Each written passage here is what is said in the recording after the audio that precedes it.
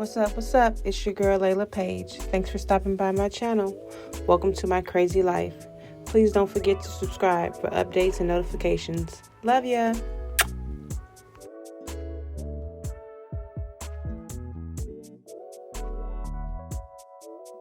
Hey guys, thanks for tuning in.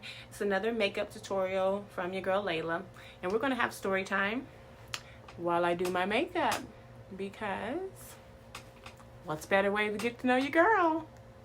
So we're going to talk about betrayal and how I am used to being betrayed. I've been betrayed my whole life, and ever since I was 12 years old, I remember all the details of the betrayal. So now the things that I'm going through as an adult just roll off my back, because I'm grown now, so I can't handle anything. Stay tuned to find out story one of why I'm used to betrayal. It's going to be between me, my mother, my grandmother, and my aunts. Whew, stay tuned, y'all. So as I fill in my millions of blemishes, I'll tell you about what happened. So when I was 12 years old, me and my mother, we had a very tumultuous relationship. For you guys that don't know what that means very crazy, chaotic, toxic relationship. So I moved in with a lot of family members. It was my aunts mainly, my grandmother, people that were supposed to be close to me, ones supposed to love me and care about me. So they would take me in, and every time they would take me in, it was like I was more of a maid or Rapunzel or Cinderella, more than a family member that had a need for love because she was lacking it from her mother. So it was either be Cinderella, cook, clean, take care of the kids, or be homeless. There was no love involved in my early teenage life. About 12 to 14. So it was hopping from house to house from about the age of 12 to 14. One family member would put me out, I would go with the next one. And so I'm going to tell you the reasons why they would put me out, the stories behind it. And now that I'm older, I understand it was because of jealousy. It was because of their own insecurities. But at the time, when I was 12 and 13, it was very traumatic for me. So stay tuned and I'll tell you more. But I got to get this faded in a little bit better, or I'm going to look like a ghost. All right, well, I rub in my darker color around the base of my face, or the outline, or whatever you want to call it. I will continue my story. So the first person I moved in with at a young age, I believe, well, I wasn't living with her at the time. I was just coming over her house for the morning time because my mom worked early morning. So my mom had to be at work around 4 or 5 in the morning because she used to fill up vending machines for a company called Canteen. And so she had to get up early. So she would get up early and take us to our aunt's house, which is her sister, who lived down the street. She didn't live very far from our home. So we would go to her house in the mornings, to get ready for school once, school was in. And so we would often go to sleep at her house before we got ready for school the next day. So one morning she decided that I was going to be her maid. Time, well, every morning, mom was tripping more than normal. She was like, get up and make your cousin some cereal for school in the morning. She had a daughter, and she had just, she was younger, way younger than me. And so I was like, okay, I'm tired. I got to get you ready for school. I got to get dressed. I don't have time to get your daughter some cereal. Can you go get your own daughter some cereal, And I don't even think I said it that way as a child, rudely or anything. I was just like, no, or I didn't want to, or whatever the case may be. She didn't like that. So she told me to get out. Now, mind you, at this time, I am in 5th grade, elementary school. And she's telling me to get out of her house and she's not going to drive me to school like she normally does. I still have on my pajamas. I haven't even got to get dressed or anything. So I'm freaking out. I'm like 11, 12 years old. So I start crying. So I started crying and walking to school. I couldn't be too disobedient. I was scared of her. I wasn't going to fight her or do anything, crazy. But as I was going to school, I was like, you know what? I'm not doing this. This is crazy. I got on my pajamas. I'm not doing this. So I started to walk back to her house, and I got back there in her house, and she was like, no, you're going to get the hell out of my house. Now, mind you, I'm a kid, and this is my aunt losing her mind on me. So I'm like, this is the aunt I looked up to that I thought was my favorite aunt at the time. So anyway, she's screaming at me, telling me to get out of her house and all these things like that. So she punches me in my lip. bust my lip open. I'm bleeding. I'm like, oh my God, what the hell? Mind you, I'm 10, 11 years old. So I run to school or whatever to all my friends, and they're like, why do you have blood on your shirt? Why do you have on pajamas? Asking me all these questions because I'm in elementary. And so I tell them, you know, how I got the blood on my shirt and why I still have on my pajamas, you know, the fight between me and my aunt, how they want to make her daughter cereal and she lost her mind. Everybody at school was concerned, as they should be. I spent the whole day talking to the principal and my teacher. I didn't want to report her or anything like that. I said the bust on my lip was, I got it from walking, when I was walking to school. So, long story short, I ended up going back to my mom and telling my mom what happened. But my mom, now that I'm older, I know that she was teased as a child, and she was scared to defend me against her sisters. So she never defended me. She never stuck up for me. She tried to figure out how she could blame me for what happened.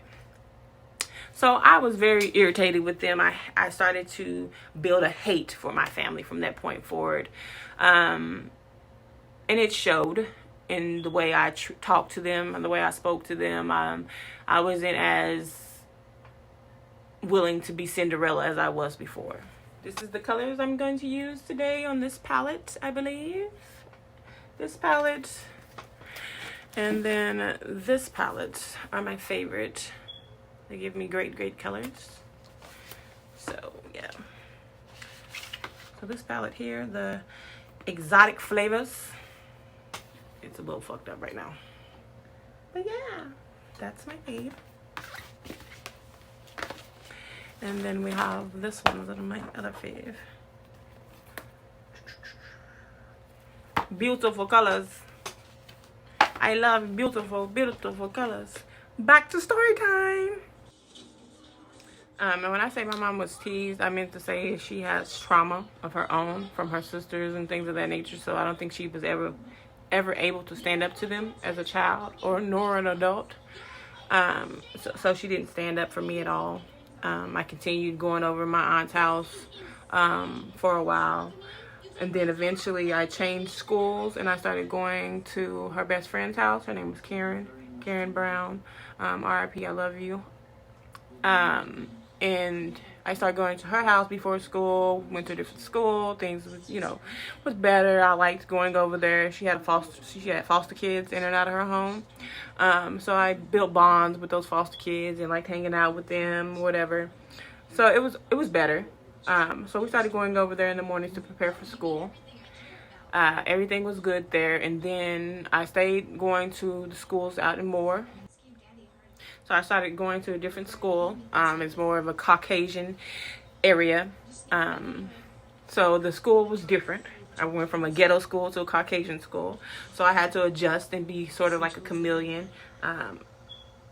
Because I wasn't black enough for the black kids and I wasn't white enough for the white kids. So I was in-betweeny. And, I didn't take any crap because I had took enough crap from my family. So I wasn't bullied or anything of that nature. Not at school. At home, I was bullied all the time by my mother. Now that I'm older, I know that my mom was a closet alcoholic. But as a kid, she hid it from me so well, and I had no idea. That's why I'm so open and honest about what I do and who I am, because my family keeps so many secrets that I feel like I shouldn't have to keep anymore. Our suitcase is full, our rug is stacked up. We're tired of sweeping stuff under the rug. So I'm the cleanup lady. I clean it up, I don't cover it up. So sometimes when you clean it up, it gets a little messy. Sometimes you gotta make a mess before it gets better and before you start seeing the clutter start to move. So that's what I'm doing. I am decluttering my life. I'm unsweeping everything out of from under that rug, and we're getting a new carpet with nothing under it. You understand? So actually we're gonna get hardwood floors. You can't hide nothing on this floor, okay? Hardwood floors. So although me and my mom's relationship was tumultuous still, we had our ups and downs because I was fighting hard to have a relationship with my mom. I wanted to have the dream relationship with your mom, where she has your back and, all the cute stuff you see on Lifetime and all the other 90s reality show TVs, not reality show, what are they called, sitcoms. So I didn't get that life that I wanted, but I really, really, really, really tried. But it takes two people to build any relationship. You know, you can't build any relationship by yourself. So it got rough. I went back to my ghetto schools. I went back to my urban side of town. I went to Webster Middle School. And I was in and out of homelessness. My family kept kicking me in and out. They wouldn't let me stay with them because of my reckless mouth, because I only had me to defend myself. So throughout this video, I will be making excuses, as I call them, but reasoning for why these adults treated me this way. They were going through their own trauma and their own life experiences at the time. My aunt that punched me in my face and put me out at 10 or 11 years old and made me walk to school, I believe that she had postpartum depression, and she was going through a lot with her husband at the time. I think they were going through a secret separation. This is just my assumption from things that she told me later on when I was older. But anyway, there's still no excuse to take your own trauma out on other people. But anyway, we'll keep going on with the stories. So after going to my Caucasian school, I went there until 6th grade. And then during the middle of 6th grade, I transitioned to, my mom got different hours. Anyway, I transitioned back to my school district, which was Webster Middle School. So I had to kind of change my behavior and who I was to fit in or not stand out, I guess you could say. So I became a little rough around the edges. I started talking back more. I started defending myself more against my mother and other family members, which did not go well with them. You know, they love a sheep. They don't love anyone that stands up for themselves. You can't become a big bad wolf. So during that summer, I went to go spend time with my aunt in Texas. I went to go help her take care of her newborn babies as well. I'm always helping people take care of their kids. Anyway, and she just had her son. And so I went down there to spend time with her, the summer with her, get away from my mom. You know, like I said, we had a tumultuous relationship. We were still getting into our battles. And so the summer went well. I got to hang out with her. Some of my cousins from Texas came to hang out with me at her house. Everything was good. I was still, you know, the slave maid, cooking and cleaning, which I don't mind cooking and cleaning. I just hate when people speak down to me or try to make me do their own separate responsibilities, you know. So everything went good that summer, but the following school semester, when I went back home to my mother, was hell for me. I returned back to school. At this time, I was still in middle school, so I was excited about the following basketball year. I was athletic, so I was in track, volleyball, and basketball every semester at every school I've ever attended. So I was really excited. I felt like those were the only times my mom supported me was during basketball. She would come to games when she could, and every now and then I might even hear her cheering for me, which was shocking. It was not often, but when it did, it happened. So I felt like that was like the main thing that I could accomplish in life to make my mother proud was basketball. But somewhere or another, she started believing family members and people that didn't know me, and they started saying that I was sexually active and just started telling her lies and rumors about me. People that didn't even know me on a day-to-day, people that didn't go to my school, just people talking about me. Instead of her defending me and saying, oh, I know my child, she started believing it. She started believing it and treating me different. Started treating me as if I was those things that those people from the outside were telling her. And so that's why when I had my own daughter, I made sure that I defended her at all costs, even if it caused me to look dumb in the end, which it did. That's another story for another time. But, you know, I always wanted a mother that would just defend me, and she never did. And so, long story short, she ended up putting me out the house, and I went to go stay with older men to be able to sustain a life. Men that talked to me rudely, men that tried to do obscene things to me. But I've always been a strong girl, strong-minded. I've never been led astray from the word, even though I was homeless and young. So I didn't take any bull from anyone, and that kept me alive, thank God. Amen. But yeah, I didn't take any bull. So because of that, I'm alive today. So while I was living with different people, trying to survive, sometimes I would go live with school friends and their parents. And then my mom would find out and threaten to call the police on them, and then they would, tell me I had to leave. It would never make me go back home, but they would tell me I had to leave. So I would leave. So while I was living with guys, I had to let them know that I am not the one. I don't do drugs, all these other things, I had weed around me and people did coke and meth, but I was never enticed by it. I never wanted it. It never appealed to me. I just wanted to hurry up and get grown so I can get a job and live on my own and not have to depend on my mother for anything. Her mood swings and all that stuff wouldn't bother me anymore. So I stayed pretty focused and pretty grounded. I stayed in school as long as possible.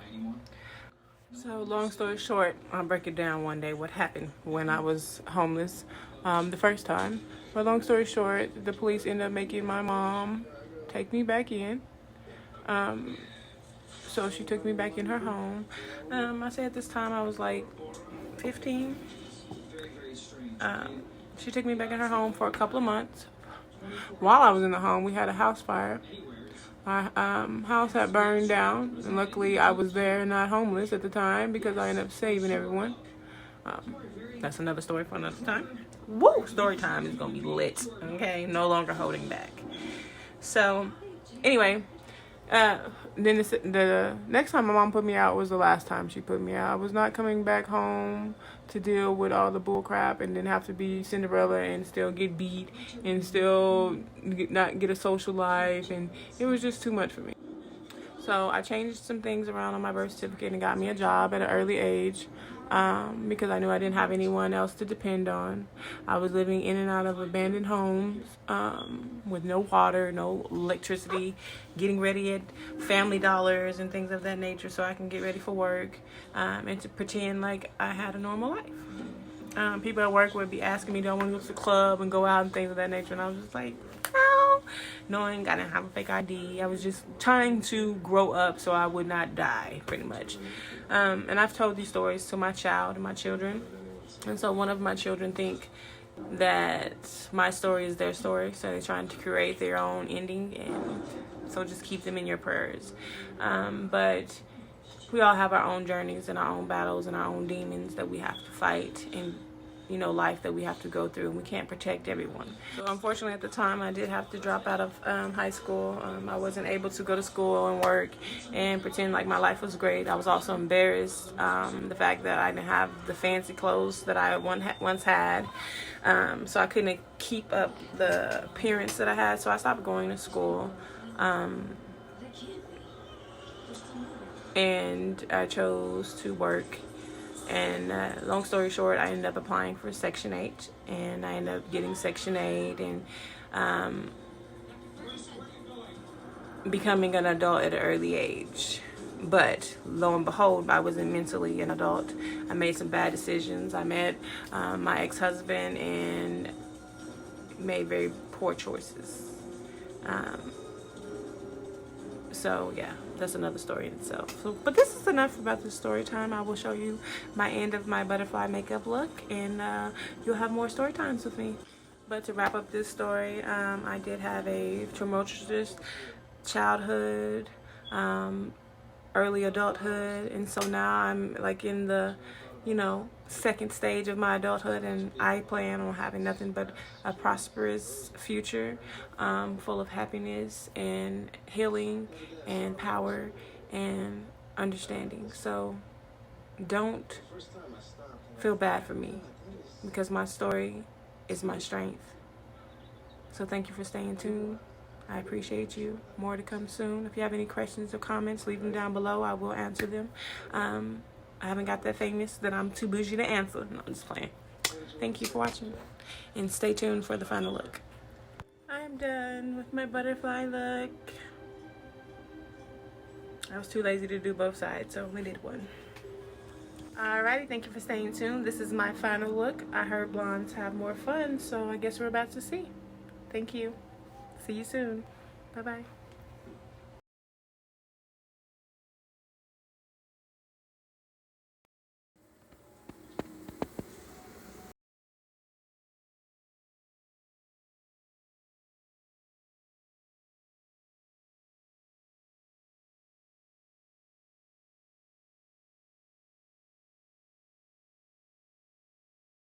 Hey guys, I hope you enjoyed the video. Thanks for watching. Don't forget to spread love and light. Love, Layla. Oh yeah, I almost forgot. Don't forget to hit the subscribe button for notifications of new videos.